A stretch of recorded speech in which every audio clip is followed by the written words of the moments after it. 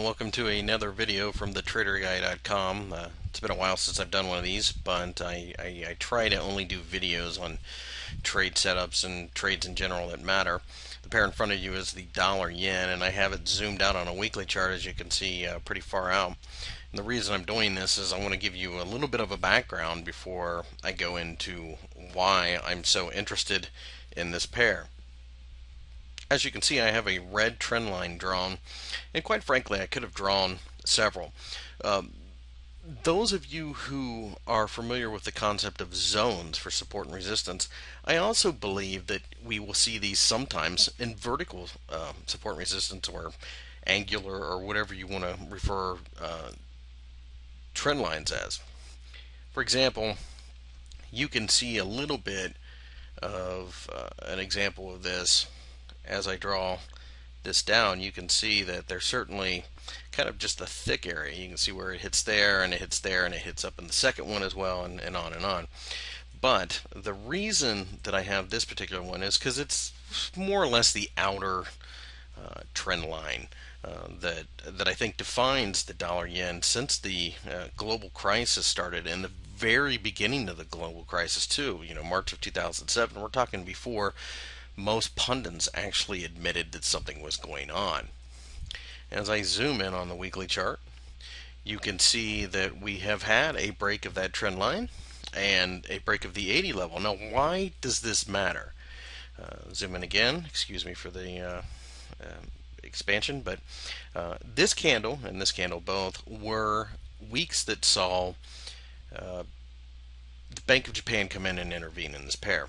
And because of that, that means something. That means that this area here, the 80 handle, of course, which was so supportive for quite a while, looks like about 9 months or so, finally broke down, and then of course was very resistive. This of course is one of the most basic tenets of support and resistance. What was once support becomes resistance, and vice versa.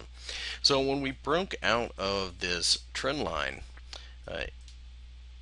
the very first and serious question you had to ask would have been of the 80 handle. And I did not go long of this pair until we broke above 80. Matter of fact, it was during this week here that I started buying this pair. I've been in and out of it a couple different times now, and am presently long of it again.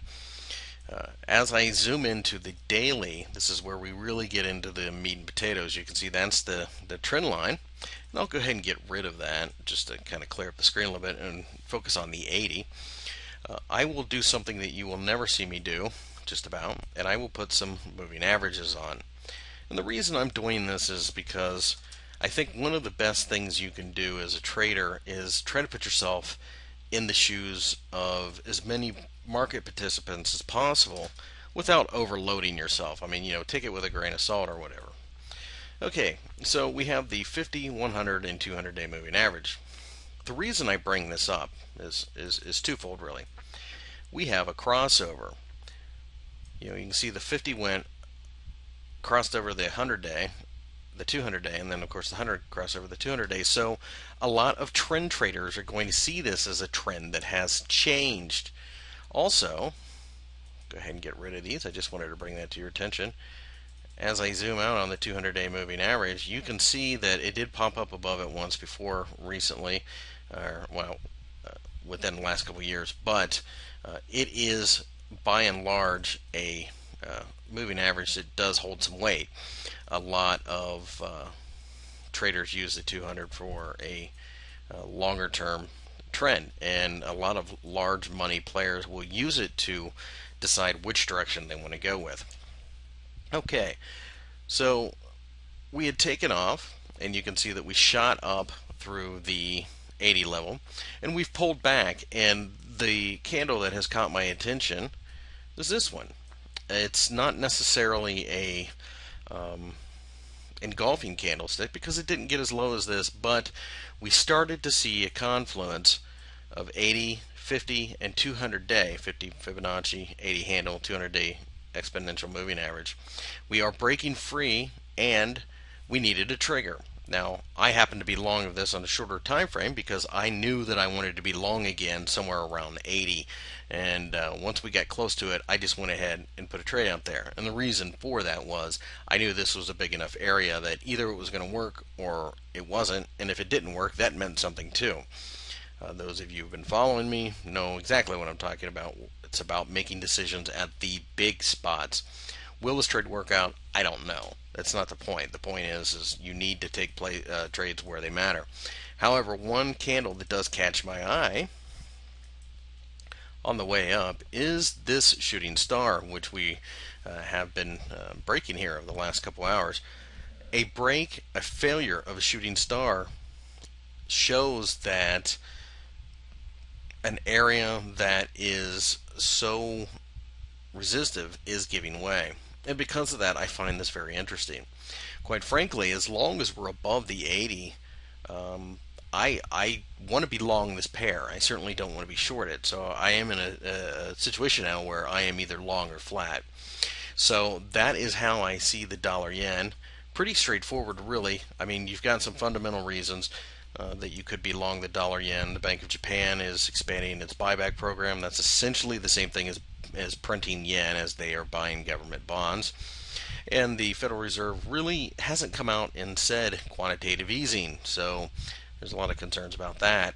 If there is still some type of unknown thought process as far as that's concerned, or perhaps if there's a mention of the fact that the Fed has no interest in quantitative easing at the moment, this pair will probably shoot straight up. Also, the reason I chose the dollar yen was because in a situation like this, and I believe that we are in the middle of a trend change, these are very choppy and sloppy ordeals.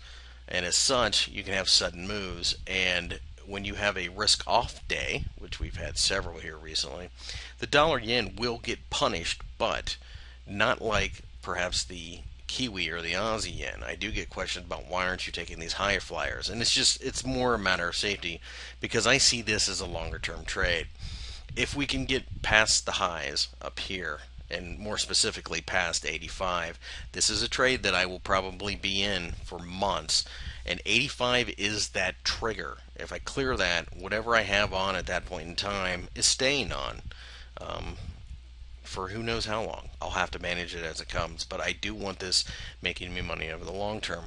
You do get a positive swap in this trade. It's not massive, but it is enough that you do get paid as you hold. So, having said that, that is what I am doing in the dollar yen, and as you can see, looks like it's waking up a little bit as I'm recording this, interestingly enough. So, having said that, your comments and questions are welcome. Feel free to send me an email at chris@thetraderguy.com. Thanks.